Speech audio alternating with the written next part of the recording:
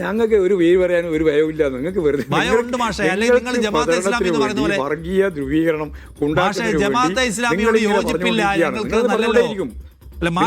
പുള്ളി മാറ്റാനൊന്നും പറ്റില്ല. പുള്ളിക്കുള്ള പുള്ളി മാറ്റാൻ പറ്റുമോ? വർഗീയവാദികളെ സംബന്ധിച്ചിടത്തോളം ആ പുള്ളി മാറുമൊന്നുമില്ല. രീതിയിൽ പുറത്തു വരും. അത് ആളുകൾക്ക് മനസ്സിലാക്കാൻ കുറച്ച് സമയം പിടിക്കുന്നേ ഉള്ളൂ. മാഷെ, ജമാഅത്തെ ഇസ്ലാമിയോട് ഞങ്ങൾക്ക് യോജിപ്പില്ല എന്നല്ലല്ലോ മാഷ് പറയുന്നത്. ജമാഅത്തെ ഇസ്ലാമി അവർ വർഗീയവാദികളാണ് എന്നാണ്. പക്ഷെ വെള്ളാപ്പള്ളിയുടെ കാര്യം പറയുമ്പോൾ അത്തരക്കാരോടൊന്നും ഞങ്ങൾക്ക് അത്തരക്കാരുടെ വർഗീയവാദികളോട് യോജിപ്പില്ല. പക്ഷെ വെള്ളാപ്പള്ളി ഞങ്ങൾക്ക് യോജിപ്പില്ല. വെള്ളാപ്പള്ളി പറയാ വർഗീയവാദികളോട് ഞങ്ങൾക്ക് യോജിപ്പില്ല. അത് പറയുമ്പോൾ നിങ്ങൾക്ക് ജമാഅത്തെ ഇസ്ലാമിയുടെ പേര് പറയാം. അത് പറയുമ്പോൾ നിങ്ങൾക്ക് ജമാഅത്തെ ഇസ്ലാമിയുടെ പേര് പറയാൻ മടിയൊന്നുമില്ല. പക്ഷെ വെള്ളാപ്പള്ളി പറയുന്നത് രണ്ടും ചേർത്തുകൊണ്ടാ പറയാ. വെള്ളാപ്പള്ളി വർഗീയത പറയുന്നുണ്ട്. ന്യൂനപക്ഷ വർഗീയതയോടും. എന്റെ ചോദ്യം വെള്ളാപ്പള്ളി വർഗീയത പറയുന്നുണ്ടോ എന്നാണ്. പറയുന്നുണ്ട് എന്നുള്ളതാണ്. പക്ഷെ വെള്ളാപ്പള്ളി വർഗീയത പറയുന്നുണ്ട്. ആ പറയുന്ന വർഗീയ നിലപാടിനോട് ഞങ്ങൾക്ക് യോജിപ്പില്ല. യെസ്. അപ്പൊ വെള്ളാപ്പള്ളി വർഗീയത പറയുന്നത് എന്തിനായിരിക്കും പക്ഷേ? പോരെ,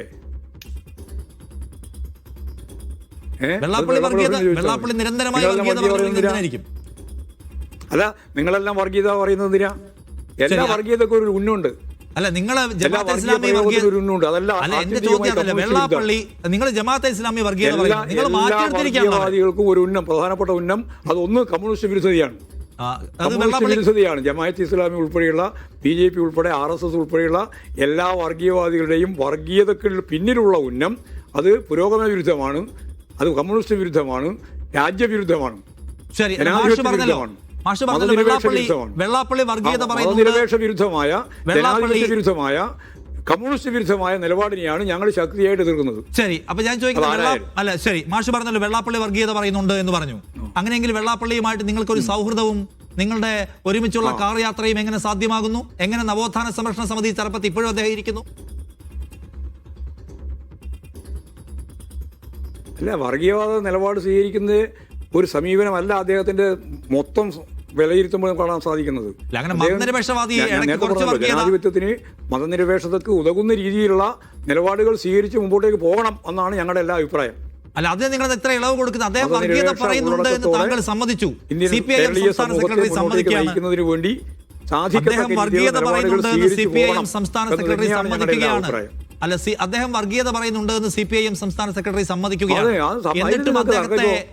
എന്നിട്ടും അദ്ദേഹത്തെ ചേർത്ത് നിർത്തണം എന്ന നിർബന്ധ ബുദ്ധി എന്തിനാണ് ചോദിക്കുക?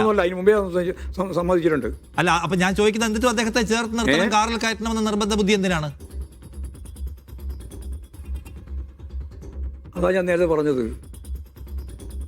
ഓരോ പ്രയോഗങ്ങളുടെയും ഭാഗമായിട്ട് വരുന്ന അർത്ഥതലങ്ങളെ കൃത്യമായിട്ട് മനസ്സിലാക്കി പൊതുസമൂഹത്തെ മുന്നോട്ടേക്ക് നയിക്കുന്നതിന് വേണ്ടിയുള്ള മുഖ്യധാരയിലേക്ക് അവരൊക്കെ മുന്നോട്ടേക്ക് വരണം എന്നുള്ള അഭിപ്രായമാണ് ഞങ്ങൾക്കുള്ളതെന്ന് ഞാൻ പറഞ്ഞല്ലോ. വെള്ളാപ്പള്ളി അങ്ങനെ അബദ്ധത്തിൽ വർഗീയത പറഞ്ഞു പോകുന്ന ആളാണോ മാഷേ? നിങ്ങൾക്ക് വേറെ ഒരു ചോദ്യമില്ലേ? നമ്മുടെ കേരളത്തിൽ, ഞാൻ അവസാനിപ്പിക്കുന്നതിന് മുമ്പ്, നമ്മുടെ കേരളം എന്ന് പറഞ്ഞ ഐഡിയ, ഒരു ആശയം എന്താ ഉദ്ദേശിക്കുന്നത്?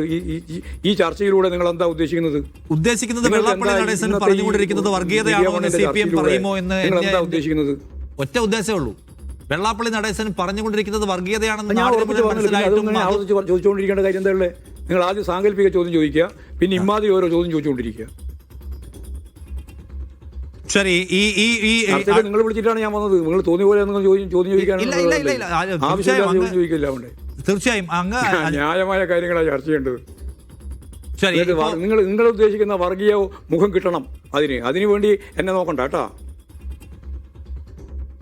നിങ്ങൾ ഉദ്ദേശിക്കുന്ന ഒരു വർഗീയ മുഖമുണ്ടല്ലോ, ആ മുഖം നിങ്ങൾക്ക് ലഭിക്കത്തക്ക രീതിയിലുള്ള ഒരു നിലപാട് ഞാൻ സ്വീകരിച്ച് കിട്ടണമെന്നല്ലേ നിങ്ങൾ ഉദ്ദേശിക്കുന്നത്? അത് കിട്ടില്ല കേട്ടോ. നിങ്ങളെ വർഗീയ തനി സ്വരൂപം നന്നായിട്ട് മനസ്സിലാക്കിയ ഒരാളാണ് ഞാൻ. ഇപ്പോഴൊന്നുമല്ല, എത്രയോ കാലമായിട്ട്.